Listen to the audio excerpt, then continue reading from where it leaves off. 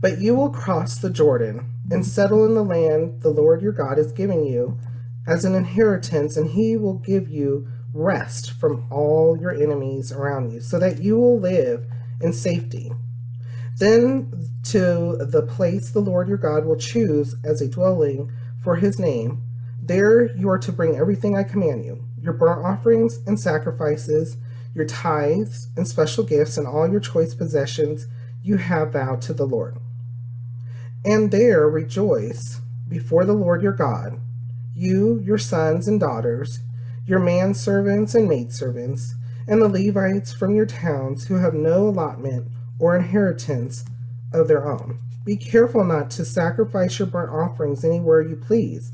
Offer them only at the place the Lord will choose in one of your tribes, and there observe everything I command you. All this was very important, especially following exactly what the Lord had commanded. Nevertheless, you may slaughter your animals in any of your towns and eat as much of the meat as you want, as if it were gazelle or deer, according to the blessing the Lord your God gives you. Both the ceremonially unclean and the clean may eat it, but you must not eat the blood. Pour it out on the ground like water. Another quick pause. So remember, blood represents life. So they didn't, rules, regulations at that time, again, Old Testament and during the law, blood represent life. So they were supposed to not eat something alive and also not drink the blood or eat the blood. They were supposed to cook their food thoroughly to cook out the blood, and if there was blood, they were to throw it out on the ground. And so you must not eat in your own towns the tithe of your grain and new wine and oil, or the firstborn of your herds and flocks, or whatever you have vowed to give, or your free will offerings or special gifts. Instead, you are to eat them in the presence of the Lord your God at the place the Lord your God will choose, you, your sons and daughters, your manservants and maidservants, and the Levites from your own towns, and you are to rejoice before the Lord your God in everything you put your hand to. Be careful not to neglect the Levites as long as you live in your land. He's reminding them the Levites work for the Lord, and so they're in full service, which means they can't start a business, and they can't tend to their own farms and grounds. They do eventually they do keep what's given to them, like herds and stuff, like animals and stuff. They have a place designated for that, but they're not working on a farm. They're not working to continually raise cattle and births and all that stuff. So he's just telling the people to remember the Levites who are working for the Lord, because they are helping them as well. It's a community. When the Lord your God has enlarged your territory as he promised you, and you crave meat and say, I would like some meat, then you may eat as much of it as you want. If the place where the Lord your God chooses to put his name is too far away from you, you may slaughter animals from the herds and flocks the Lord has given you, as I have commanded you, and in your own towns you may eat as much of them as you want.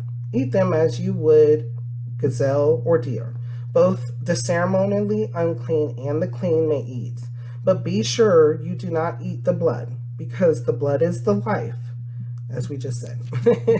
And you must not eat the life with the meat. You must not eat the blood. Pour it out on the ground like water.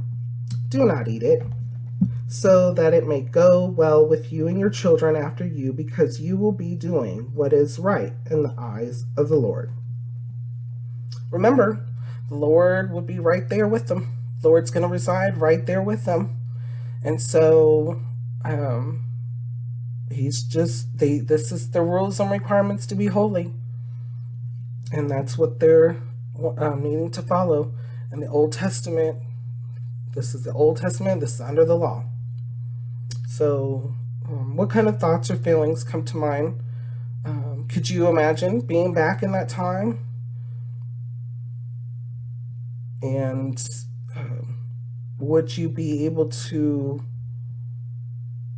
understand the need for these rules and laws?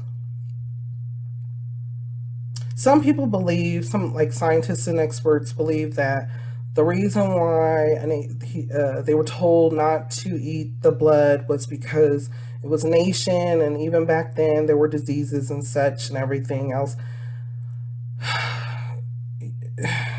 I, that's one of those that and I didn't even mean to like roll my eyes or anything. That's the Lord was with them. Like the Lord's there.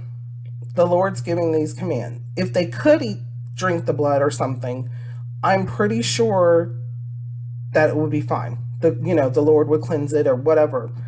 But it was a representation. It was a representation of life.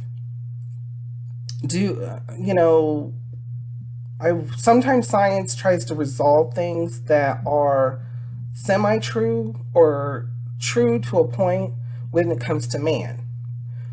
But when it comes to God, like even when it comes to our medicines, when it comes to everything, man, we're not 100%. It does work, it can work, it may work, but when it comes to the Lord, it works 100% of the time. There is no ifs, ands, buts about it. There is no testing thousands and hundreds of thousands of millions of times to see if there was a different outcome. When it's the Lord, it's perfect. It's done correctly. So there's a difference. So how does it make you feel, and what does it make you think?